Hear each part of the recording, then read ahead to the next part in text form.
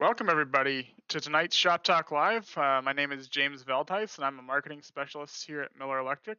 I'm joined by Andrew Pfaller, and we're going to talk a little bit about tonight about TIG welding aluminum and some of the basics of TIG welding aluminum. So we're going to cover some basic equipment setup, gas selection, tungsten selection, and then later on we'll have Andrew do some live welding for us to demonstrate some technique, a little bit of what to do and what not to do. Andrew, you want to go ahead and introduce yourself?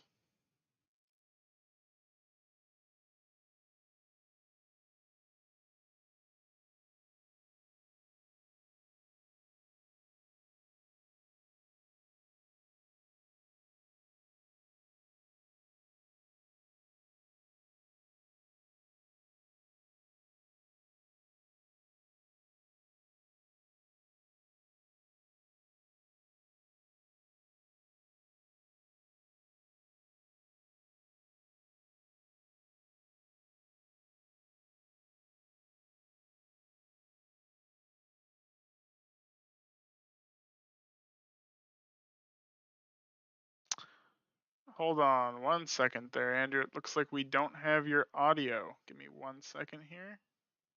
Don't know why, but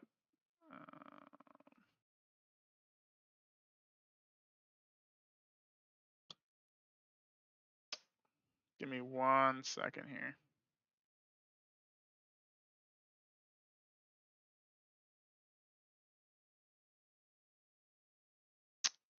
Should be Are you able to hear me? good to go now. Okay. So did you not catch any of that? Yeah, I don't think they heard any of that. Okay. All right, why don't you introduce yourself, Andrew? Okay. So I'm Andrew Pfaller. I'm a segment manager with our TIG Solutions division here in Appleton, Wisconsin. So I've had a lot of opportunity to interact with companies out in the industry that do welding along with other materials. But the topic that we're going to be covering tonight is TIG welding basics for aluminum. And so hopefully we can provide and give some advice, as James had said, some things to do, not to do, and hopefully help you make successful welds. Yeah, so one of the really common questions I think we get a lot is why do we need AC or an AC/DC TIG welder for welding aluminum? Why can't we just use a DC TIG welder like we would with steel or stainless? One of the things that's unique about aluminum, and we touched on this a little bit in the material preparation series, so if you want a little bit more in depth on this, we did cover that in the past. You can go back and watch those videos. But as a refresher here, aluminum has an oxide skin on the surface that melts at about 3,600 degrees Fahrenheit. And that oxide layer on the surface is what really gives us that protective coating, which helps prevent the aluminum from corroding and disintegrating and essentially flaking off like it would in a steel or a ferrous-based alloy. And so the downside of that is when you go to weld, you have that skin on the surface that doesn't melt, and you have essentially a molten material underneath, because the base aluminum alloy underneath that's not oxidized melts closer to 1200, between 12 and 1300 degrees. And so essentially the way I described it is you have a stick of butter or like a cream cheese, and it's that soft material in the middle, and you have that really high temperature skin on the outside that holds that molten puddle in place, doesn't allow you to see it, and also prevents you from actually getting the weld. So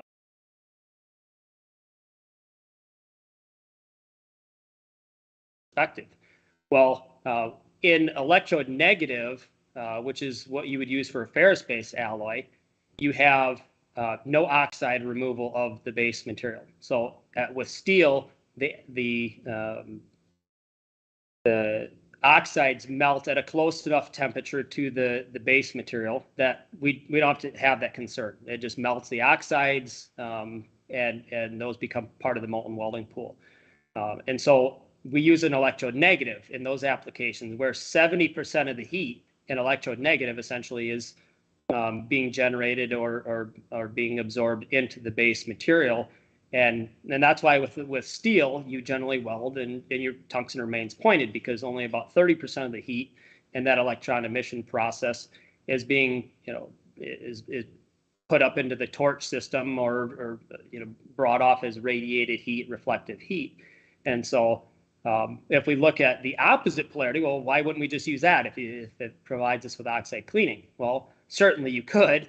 The downside to that is then 70% of your heat is up into your tungsten. So if we think back to old school transformer machines that used a 50-50 balance setting, which we'll cover on here later tonight, is that 70% of the heat in electrode positive is being put up onto the torch and provides or generates a lot of heat on the tungsten and causes tungsten deformation and tungsten erosion. And so, yes, we are getting that oxide scrubbing, that ionic scrubbing of the oxides on the surface of the material, removing those oxides, but it does generate a lot less heat into the base material and a lot more heat up into the torch. So you'd have to run a very oversized tungsten and have a very robust torch or cooling system on your torch to remove that heat and maintain operator comfort. So the best of the both worlds is mix those two, right? So get periods of that cleaning action, and then also have your times in electrode negative, which is what some people may refer to as your welding portion of the cycle. So you get that oxide lift in electrode positive, and you get that, as I mentioned, some people say the penetration side with electrode negative. And so in AC, or that alternating current, that's essentially what the name is we're alternating between electrode positive and electrode negative, getting that cleaning and welding portions of the cycle. And so we can adjust that, and we'll touch again later on in a little bit more detail from how you would want to set that. But more modern equipment, now we can actually skew how much time we're in electrode negative versus electrode positive, and what that does for you. Right. So can we talk a little bit about kind of the basics of what a TIG torch has in it? What are some of the basic consumables that we're going to be needing to get started with TIG welding? And when we're talking about some of these consumables, what are some of the signs that we might need to start replacing those? Yeah, when you're TIG welding, it's kind of funny that the industry uses the term consumables, because in the TIG welding process, realistically, if any of these parts are being consumed actually in that sense into the welding puddle, you have issues. But right. The fact of the matter is, from a consumable perspective, and using that term, is the fact that we do need to maintain our torch system and replace those components periodically. And so if we look at the systems that you have up on the screen there, you have your gas cup or your nozzle that helps guide the shielding gas to our welding zone. You have the collet body, which has kind of two different purposes. One is it provides a seating surface for our actual collet, which clamps onto the tungsten. And then it also is the delivery mechanism for the shielding gas out the front of that, inside of the actual gas cup or nozzle. So from a torch, you can have water-cooled torches, air-cooled torches.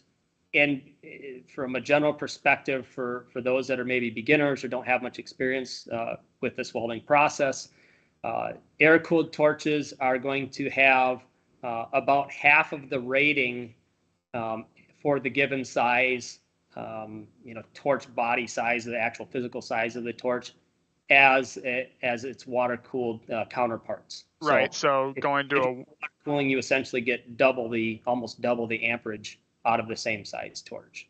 Right. So going to a water-cooled torch means you're not only saving yourself the size of that torch, but you're also going to be a little bit more comfortable as well, right? Correct. But it is from a initial investment perspective, there is a little bit more cost associated with it, because there is more hardware, right? Right. Instead of just using shielding gas to cool your power cable and help provide cooling to the front of your torch before it shields the welding zone, you're using a liquid, and so you have to have a water circulator traditionally or typically, and so there is more hardware associated with it.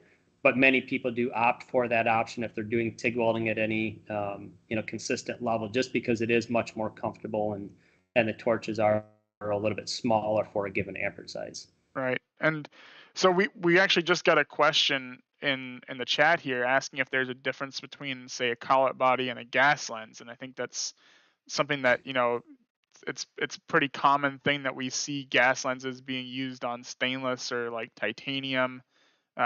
Is there an advantage to using them for aluminum? And like the question in the chat said, is there a difference between a collet body and a gas lens body?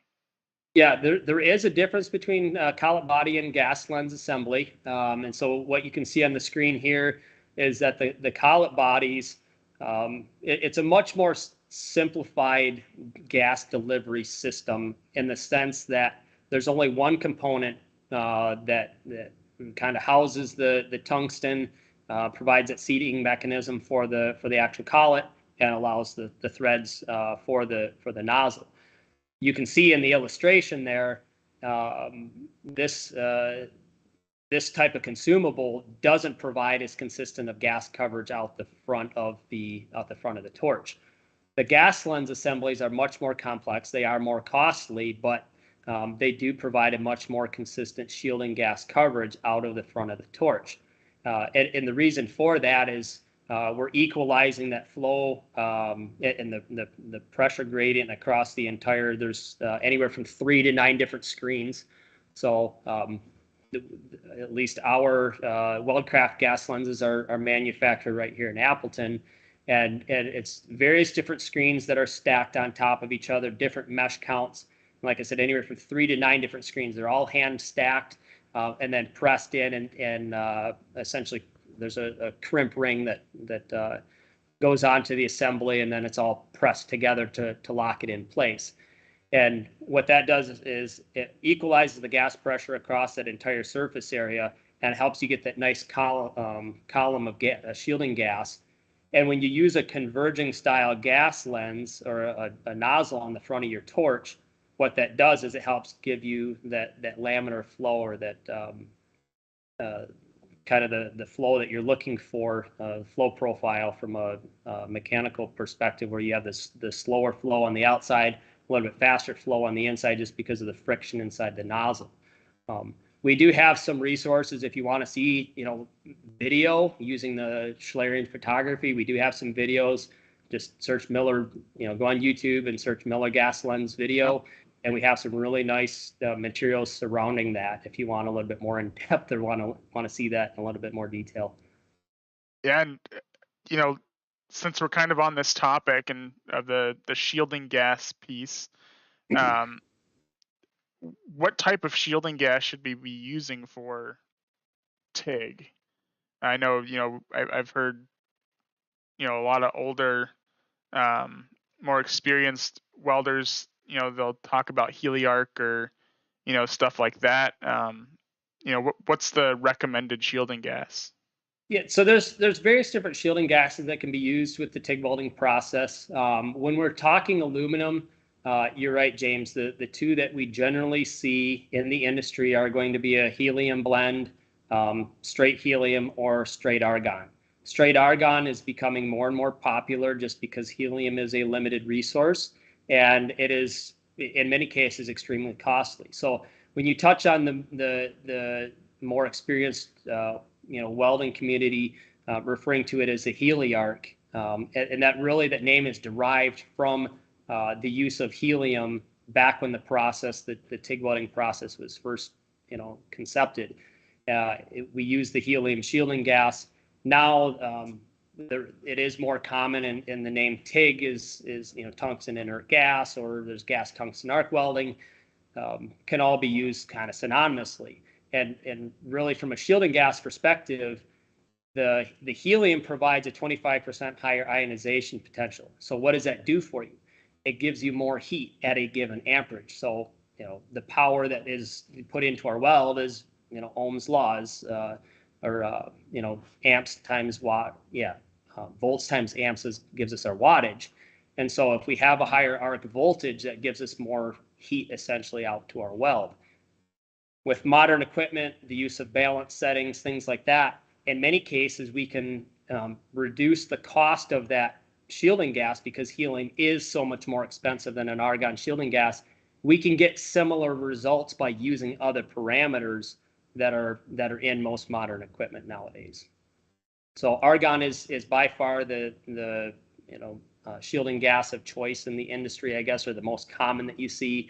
You still do have some applications where maybe a welding procedure was written around the use of helium, or if you have a machine and you're really maxed out and you need to get just a little bit more juice out of it, you can throw a little helium, and like I said, it can give you a little bit more kick into it.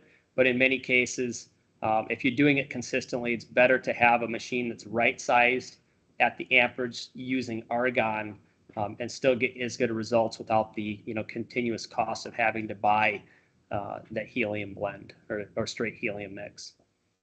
All right. And while we're on the subject of shielding gas, common question we get is, what should I set my flow rate at?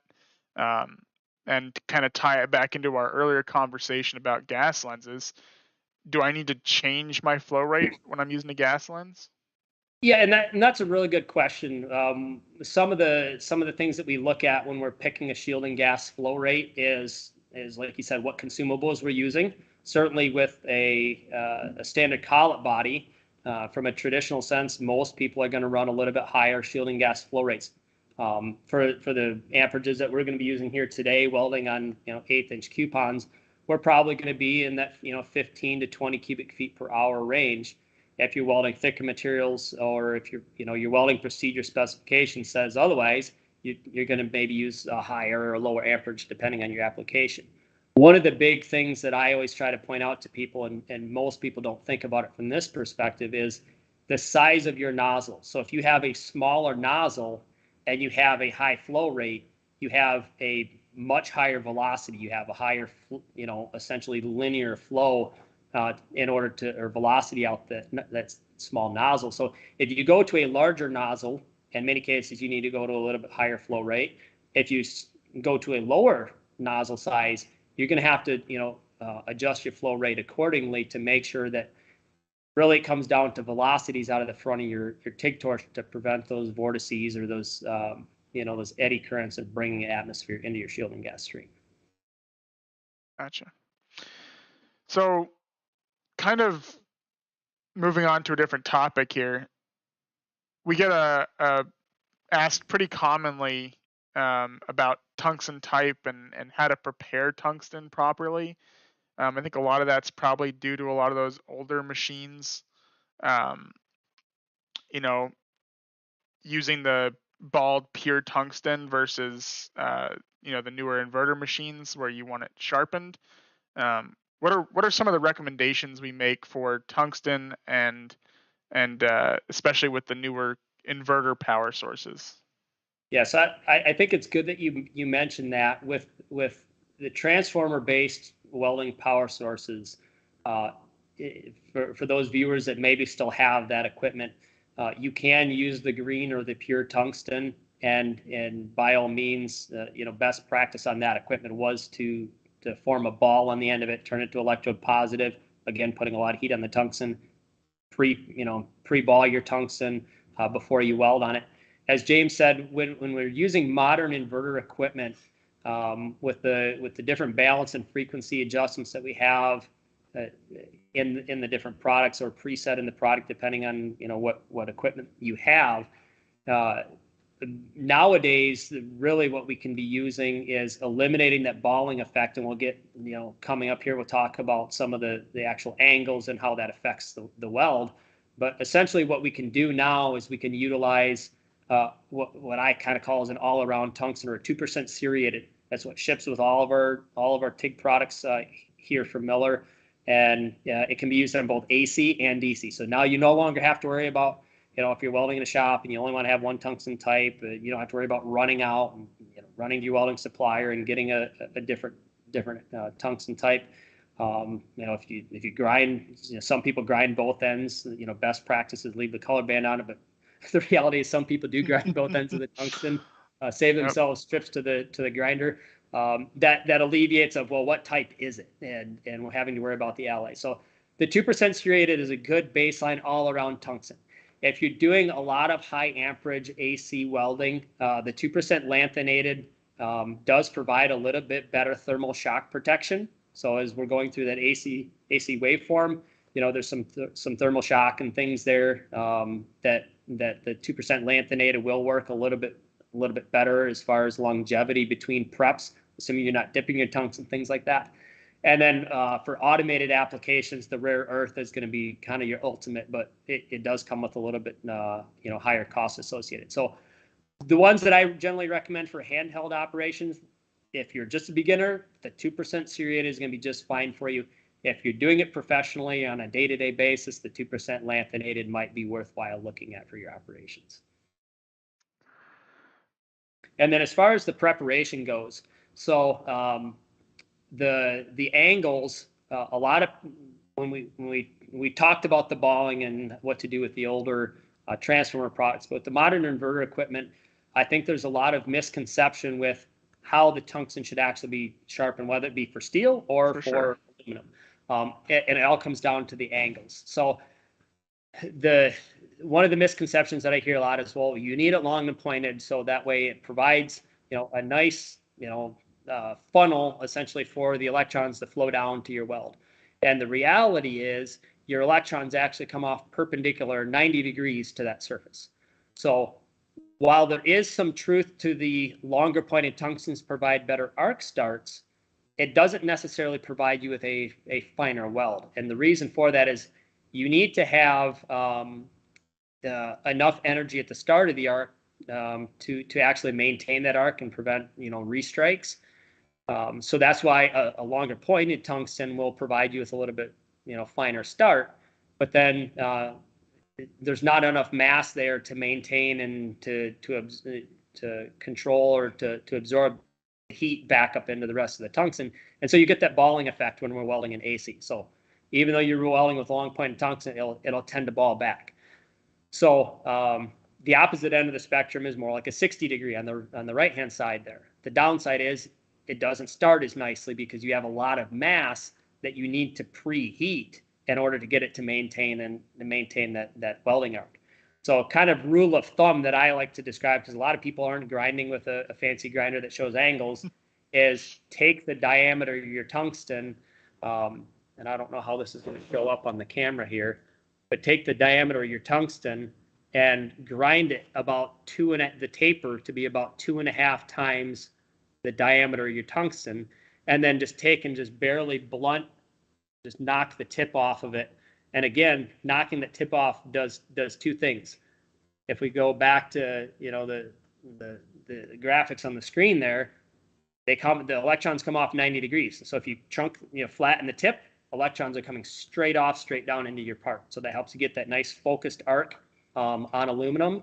And then it also helps maintain, now you don't have a really fine point, and so it's helping maintain that heat. And instead of getting a ball on the end, it'll just simply round the corners off and help maintain your tungsten geometry.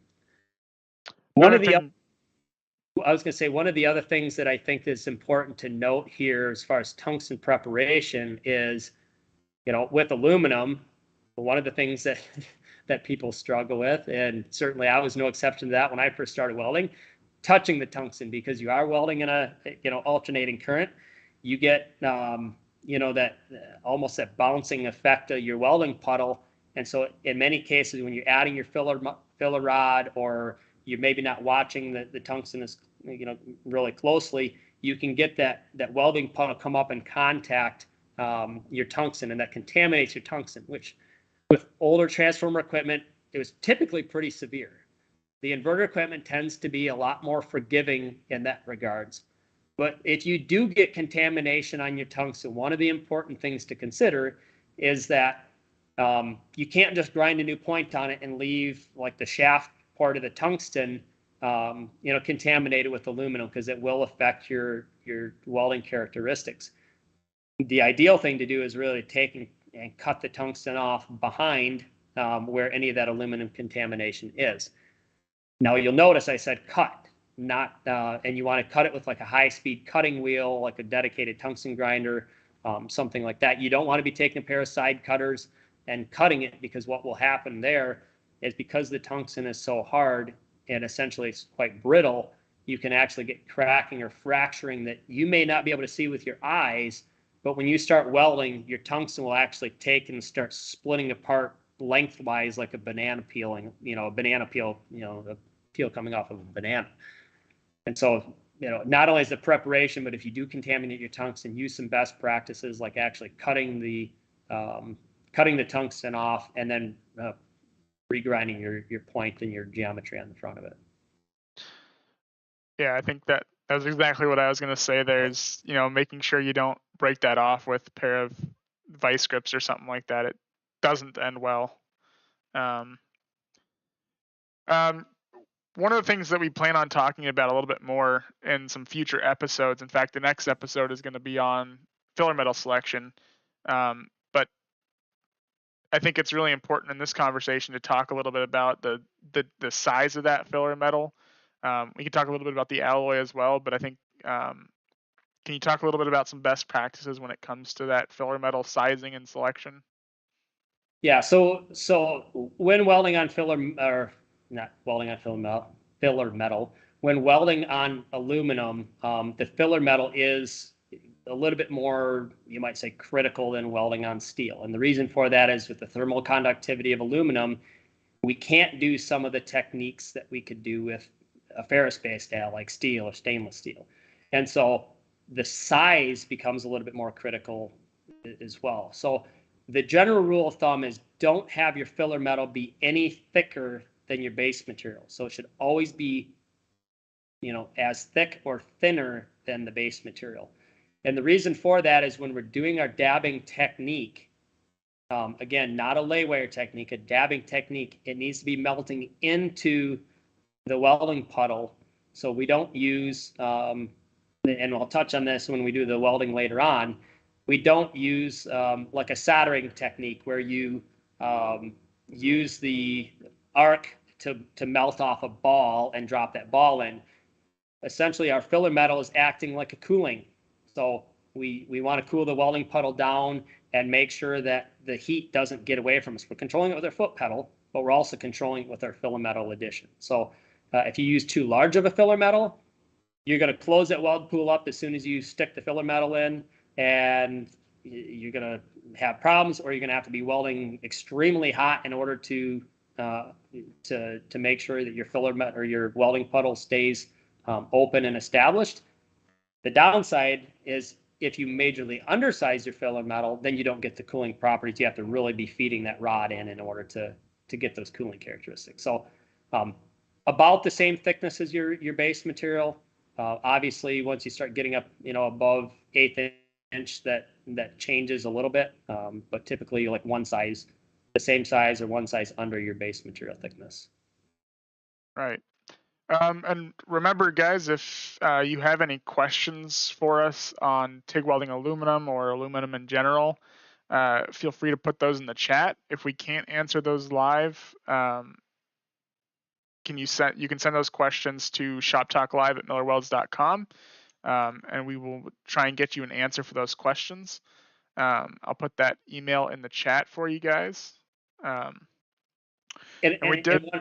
One thing that I didn't touch on there, James, that you had mentioned was the filler metal alloy type. So yep. When welding on aluminum, the two most common alloys are going to be, the 4000 series and the 5000 series. So 4043 is going to give you a little bit more fluid puddle characteristics. It's a little bit softer, from an actual like filler metal perspective. It makes sense. I don't know, Chris covered this, but it doesn't feed quite as well. The 5000 series tends to be a little bit, harder from a, actual holding on to the sticks. And they do have different mechanical properties between them. So later on, when we cover the filler metal selection, there's a lot of resources. We covered that in some of the past episodes that we've done, touching on some of the resources that Hobart has as far as base material prep, filler metal selection. Those charts are available free to the public. You can go on and look and see. But one thing to note is that the 4943 doesn't have quite the tensile strength of the 5356. there is a 49-43, which gives you a little bit best of both worlds as far as the strength and then as the weldability. Certainly, look at whatever your welding procedure says, and or if you're generating those documents yourself, look at some of those resources that Hobart has available for selecting the right filler material for the alloy that you will be welding on. Yep, and I can put a link to that filler metal selection chart in the chat for you guys, in case you do want to take a look at that. We do have some questions that came in. What is the recommended stick out for your tungsten? So generally, it's going to depend on your application. My rule of thumb is if you're welding in a fillet joint, so in like a T-joint, stick your tungsten out so it will touch the bottom of the joint and have your cup resting on the actual two surfaces. If you're welding on flat plate, put the back of your taper at the front of the nozzle. That's generally going to get you, pretty good results. Certainly, you may have different applications where you may, stick it out further, have it recessed up into the cup a little bit more. But remember, a lot of times you want your tungsten to be as close to your welding puddle as possible without touching. You need to be able to see, that actual welding puddle. If it's recessed way up into your cup, you're going to have a really long arc. You're going to have a really wide arc. So as you can see here on the graphic, the further your tungsten comes up from the material, the wider your arc cone. And so the wider your arc cone, the more heat you're trying, the more, surface area of weld puddle you're trying to control. And so generally, as close as you can be with your tungsten to the workpiece is going to help you control your heat the best. And we'll touch on that here in a couple minutes. Yep. And another question we just got is, how do you tell the difference between a 4000 and 5000 series aluminum? I'm assuming they're talking about filler metal. Yeah, so I guess I don't exactly know what they're getting at with the question. If they're looking at the actual, sticks of filler metal, if it's holds an AWS classification for filler metal, it will have every, so many inches. It's typically, every 8 or 10 inches, there will be an alloy designation stamped with the actual number on the TIG filler rod. So if you're trying to figure out like if you have multiple rods in a shop and you want to know what alloy type you have, in that box, and the box isn't labeled, the sticks of filler metal should be labeled, stamped periodically down the length of that. Yep. I'm assuming that's what the question was getting at. I think so, yeah. I'll also throw a link in the chat to the registration or the landing page where you can go to sign up for the next one, which will be the aluminum filler metal episode, where we'll talk a lot more in depth about the different kinds of filler metal. That episode is scheduled currently for Wednesday, April 13th. And the registration form for that episode will be up on this page sometime soon. We can switch gears a little bit now, and we'll have you, Andrew, go through some setup and maybe demonstrate some basic technique in the lab. Okay. So I'll switch and give you the full screen. Yeah, so some of the things that we really want to be considering when we start the welding process is, of course, our safety gear and our personal protective equipment. So there are a lot of resources out in the industry. We reference some of them in the owner's manuals with the product that we have, as well as the AWS has a lot of documentation and health and safety guides that should guide which proper the proper PPE to wear during the welding process. Certainly, we're going to have our welding hood, safety glasses, and then gloves. So those are kind of a must-have, along with making sure that you're protected from the actual welding arc. So I'm wearing one of our welding jackets. As far as the setup goes, is with the welding equipment. So we touched on the fact that you need the AC polarity. You're going to have,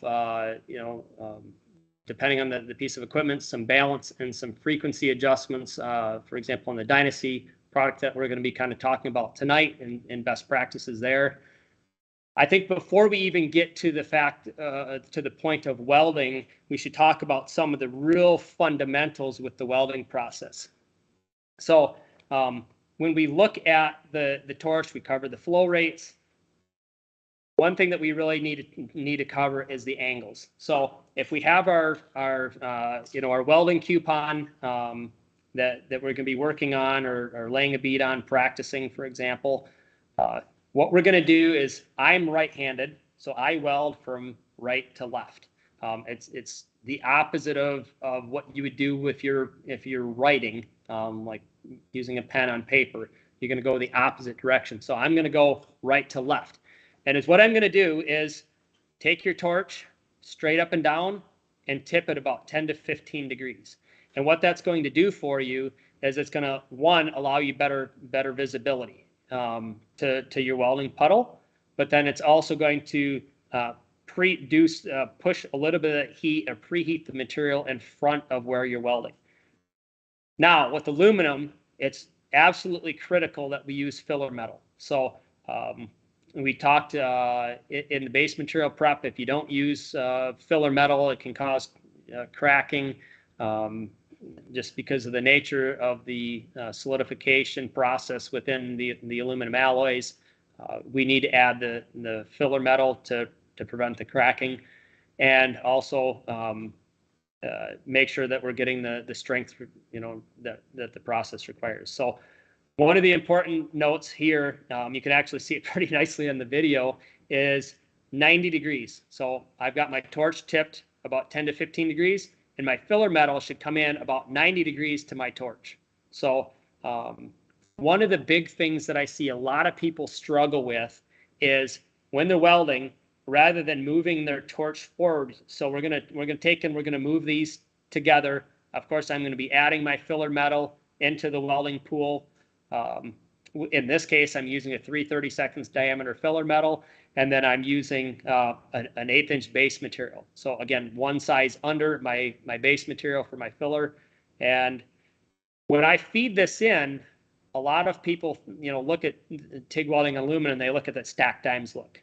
And some people achieve that stack dimes look by pulsing their amperage with their foot pedal and various different methods, like a forward step and back step with the torch.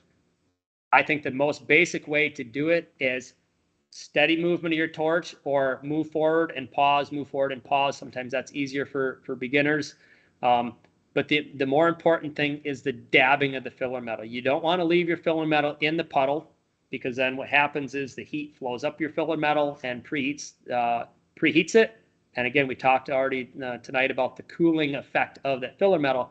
This is like throwing an ice cube in a drink. It's a solid into a liquid. That phase change of solid to liquid pulls a lot of energy and helps us control the heat. So every time we're dabbing the filler metal, we're actually cooling our welding puddle down and helping maintain the toes of our weld and get good consistent width. So again, going back, tip your torch forward a little bit, filler metal in at about 90 degrees to your torch. One of the other things to note is that if you tip your torch down too far,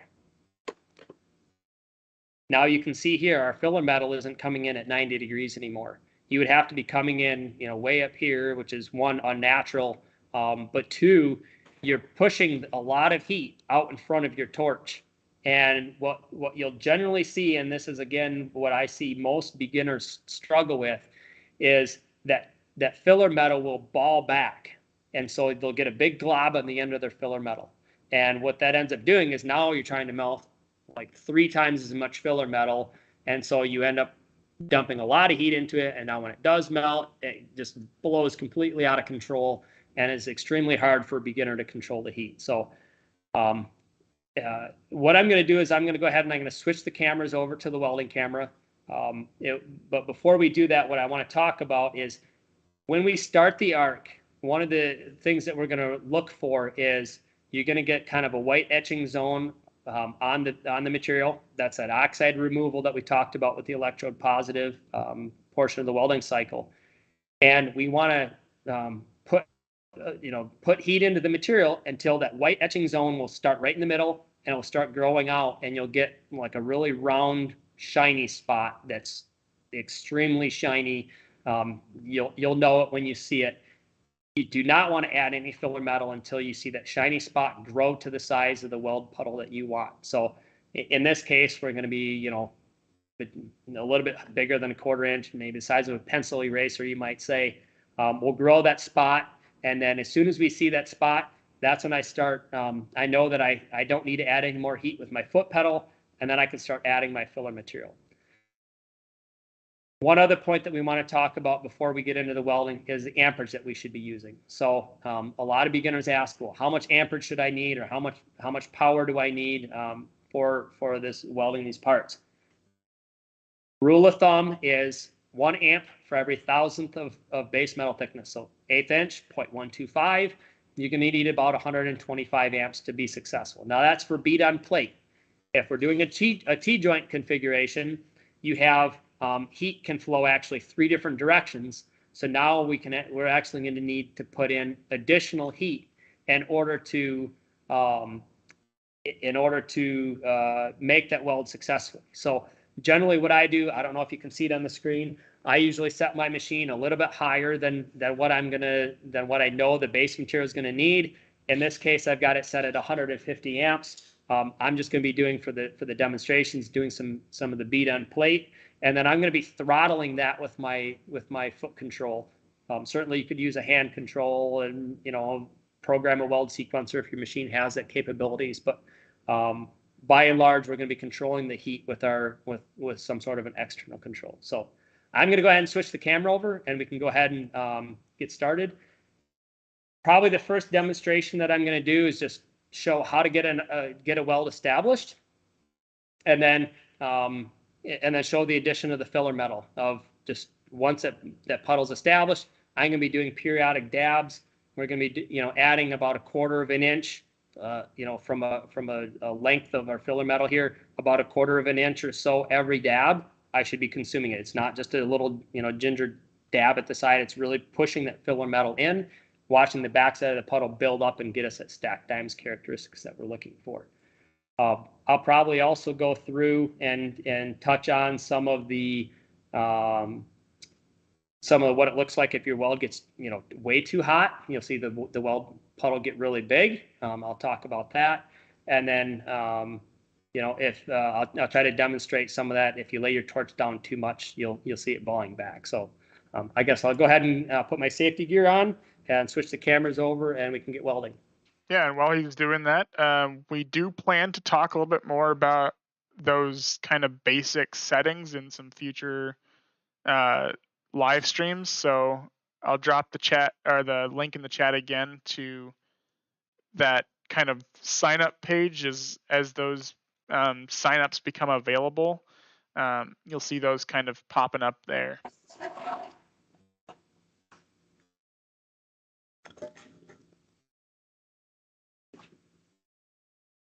Okay, so you can kind of see what I have going on here. I've got my torch tipped a little bit of a push angle, so I'm going to be welding from what's my right, your left hand side of the screen, and I'm going to be traveling across the workpiece.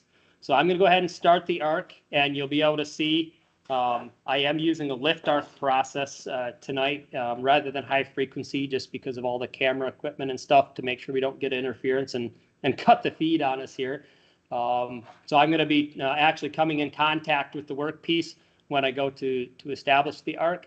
But if you're using a high frequency arc starting machine or using the high frequency feature on your machine, you would not need to come in contact with the part. So here we go.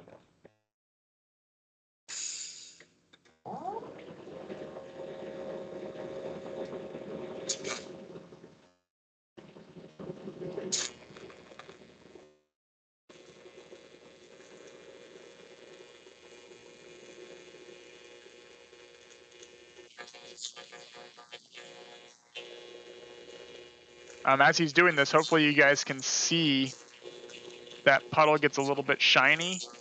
And as soon as that puddle is shiny, that's how you know that that puddle is basically ready for you to add filler metal to it.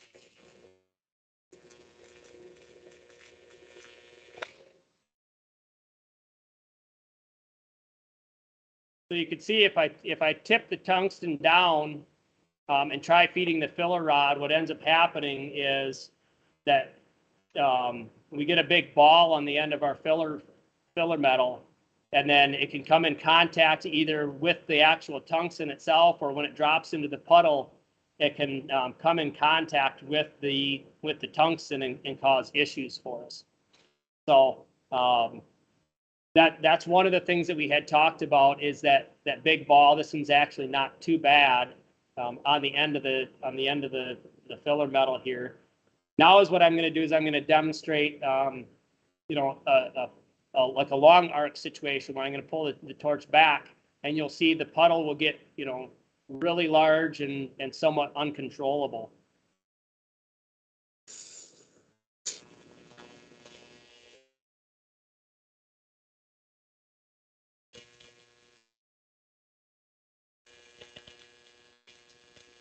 So you can kind of see that puddle starting to sink a little bit. It's one of the ways that you can tell that you're getting a little bit too much heat into that part.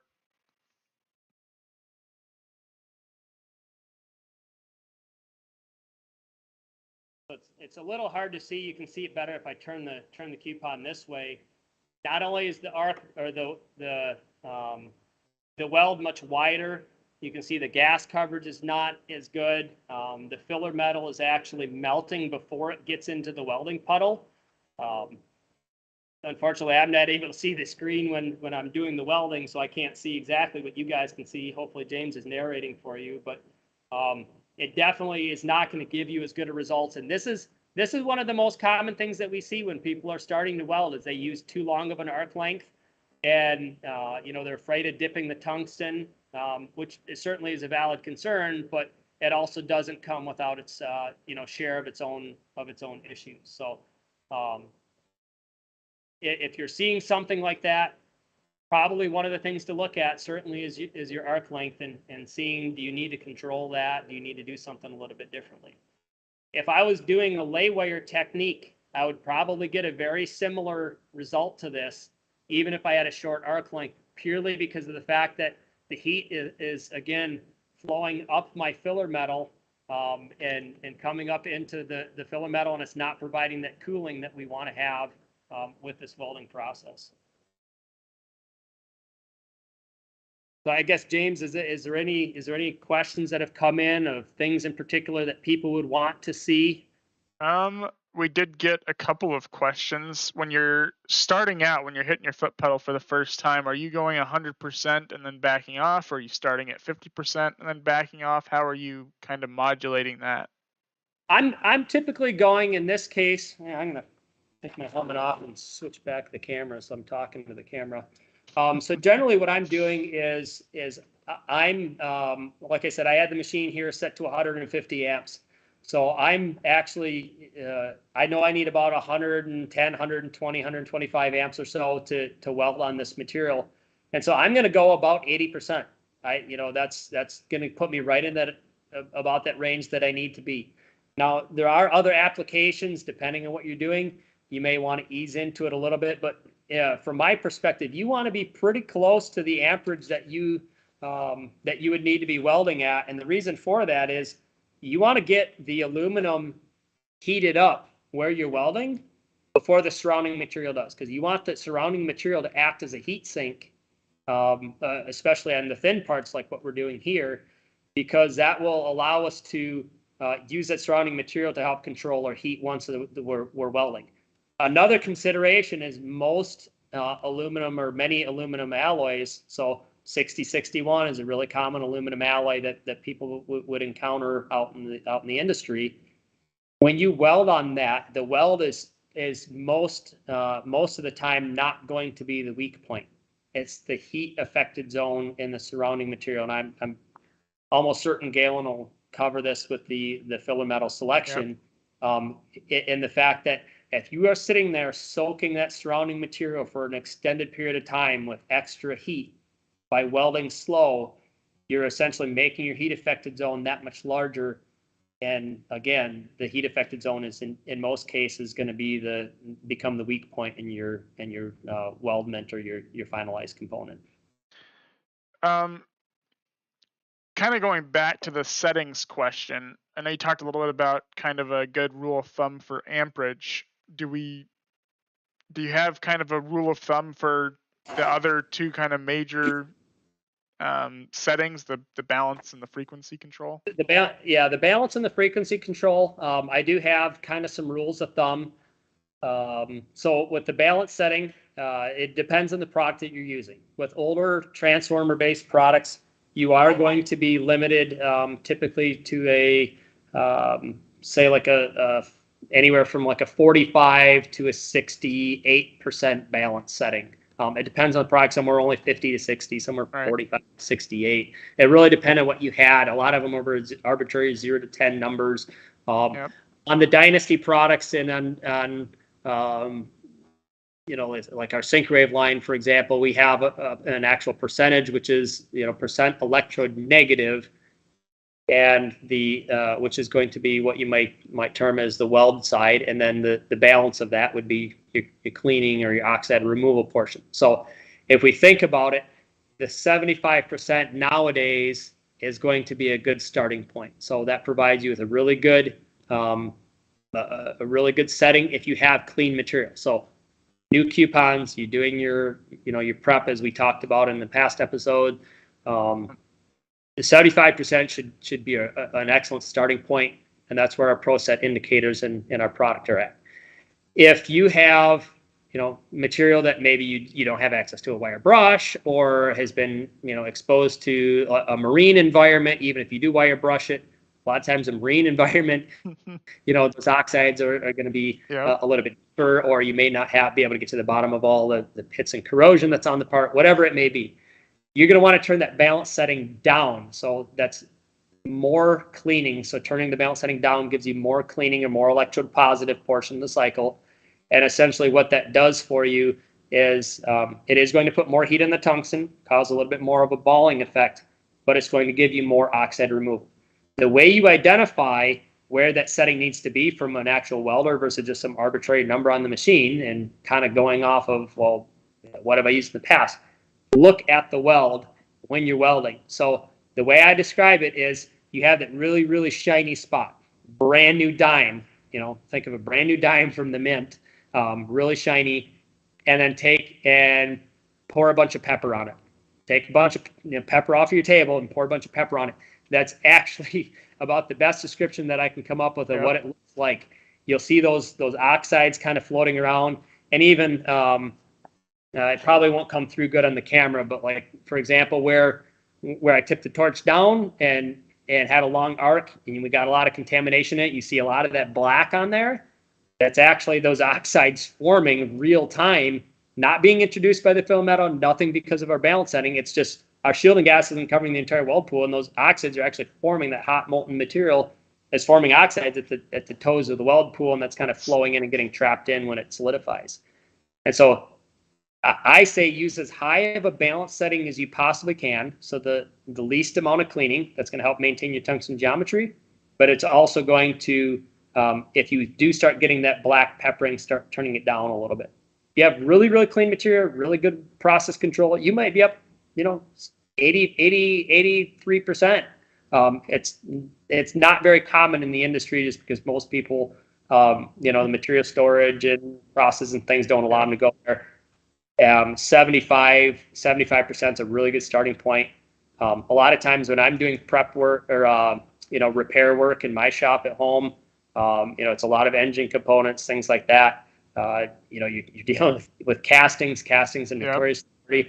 I'll be down in the 68, 70% range, 72% range, depending on how good I can clean it and degrease it. And what I do have to say is, don't try to use the balance setting as a crutch or a replacement for proper material preparation. Go back and watch the material preparation event that we did, and take note from that, and then apply the things that we're talking about here. We had a couple questions come in around kind of what you're using there. What machine is that you're using? Which dynasty? So this particular unit is going to be an air-cooled Dynasty 280. Our DX variant, we have offered two different variants in the past. Now we only offer the more premium variant based on market demand, essentially. Most people that are doing aluminum are wanting to stack the cards in the favor for themselves, and so they're going to go with what's going to give them the most adjustment. We do have a Syncrave products, but this particular unit, we only touched on a couple of the settings here. The balance setting. Right. I do want to touch on the frequency setting here before we finish up tonight. But there are other settings that we will talk about in the advanced. The wave shaping. We do have on some of our 400 and 800 amp products. We have the ability to adjust our electrode negative and electrode positive. We talked about balance, which is how much time we're in each portion of that AC cycle. The amperage is how much amperage we have when we're in a given side of the cycle. So that can change our penetration profile characteristics pretty significantly. And then there are units out there that I know we did get questions on that have things like mixed TIG, of mixing DC with AC and things like that, or even just straight DC welding in aluminum. Those are really all topics that need to be touched on in the advanced settings for beginner welders. That's much too in-depth for the time that we have here tonight. So I don't know if you want me to go into the AC frequency. I can just touch on that a little bit. Yeah, let's touch on AC frequency a little bit, and then I think we also want to touch a little bit on craters and what we need to do with when we're ending an aluminum TIG weld. Okay. So from an AC frequency perspective, that's one of the other very common settings that a beginner welder can use, or somebody that doesn't have a lot of experience with aluminum can use to stack the deck in their favor. And really what I mean by that is older transformer equipment, it was simply pass through, process the power in the transformer of the machine. So you had 60 hertz at the wall. Your output side of the machine, you had a 60 hertz waveform. And what that meant for you is a 60 hertz compared to modern inverter equipment gave you a pretty, what I described as a sluggish arc. So it doesn't have a lot of column stiffness to it. And so your arc tends to wander and take the path of least resistance. With the inverter products, now we can take and up the AC frequency and get up. Really, it starts about 90 or 100 amps is where you see that transition really happen. 120 hertz, we know we're in that range. You get a nice arc column and column stiffness that really helps us control where we point the torch. The arc is going to help follow that. The higher our amperage, certainly that's going to help the column stiffness as well. But one of the rules of thumb, just for those that kind of want to preview what we're going to cover in the advanced, a rule of thumb is the thinner the material that you're welding on, typically the higher your frequency you want to have. And the reason for that is at a low amperage, you don't have a lot of column stiffness from the amperage, and so the higher AC cycles, the higher number of AC cycles, the hertz, helps us get that arc columns and arc stiffness at those low amperages, and helps us maintain that small puddle and control it where we want to go. Higher amperages, you don't need as much stiffness from that alternating current, switching back and forth, and so we can use a little bit lower frequency, say in the 90 or 100 hertz range, possibly, depending on what you're doing. So then, I know, James, you had the other point that we wanted to discuss tonight was the closing of a welding crater. So yep. It is quite critical when we're welding on aluminum, because just like the reason why we add the filler metal, anytime we have a depression in the top of our welding puddle, that will essentially pull as it solidifies and creates little microscopic cracks. And so when we're closing up our welding puddle, what we want to make sure that we're doing is don't just turn your torch off and pull your torch away and have your filler metal already pulled out of there. You actually want to take your filler metal and shove some in right at the last minute before, at the last second, right before you close that welding puddle, to make sure we have a nice convex surface profile to our welding puddle. And that will really help make sure we don't have those crater cracks, which can propagate over time. Gotcha. We have just a couple of quick questions here that we probably should cover before we jump off. 2% serrated versus lanthanated. I think we covered this a little bit earlier. The Craig in the comments says that he's found lanthanated to be longer lasting and more stable. I think you touched on that a little bit earlier when you kind of talked about how that can be a little bit more stable for AC. Correct. Yeah, and that's because the lanthanated alloy, or the lanthanum alloy in those electrodes, not only does it emit the electrons a little bit more freely. So thinking back years and years ago when a 2% thoriated was really common on the DC side, and because of various different changes in the industry, that has somewhat gone away. And so lanthanum provides better arc starting characteristics and also provides a more stable arc emission because of that what's called the doping element in it. Not only does it light off easier, but it also can help prevent he touched on that it will last longer, and that's because it handles that thermal shock better over the period of time that you're using the tungsten between preparations. Another question here: can you TIG weld aluminum off the Bobcat 260 without any other equipment? Generally, I don't know about the newer stuff because I haven't kept fully up to date on all of that.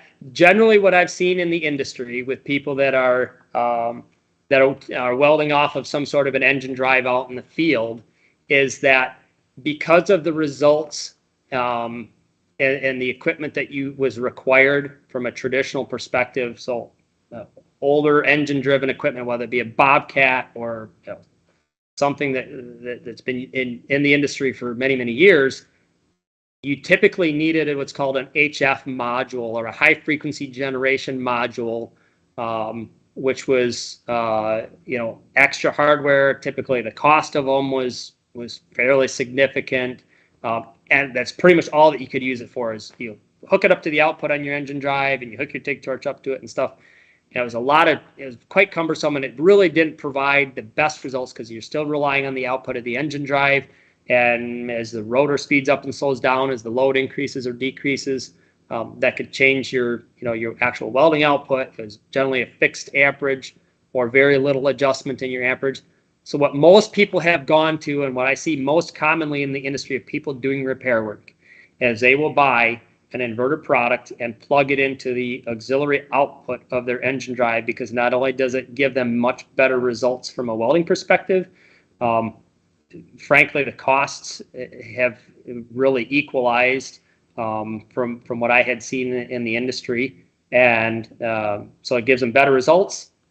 And then they can take that same machine and they can plug it into the wall in the shop instead of having a dedicated hardware that only works on their engine-driven generator welder.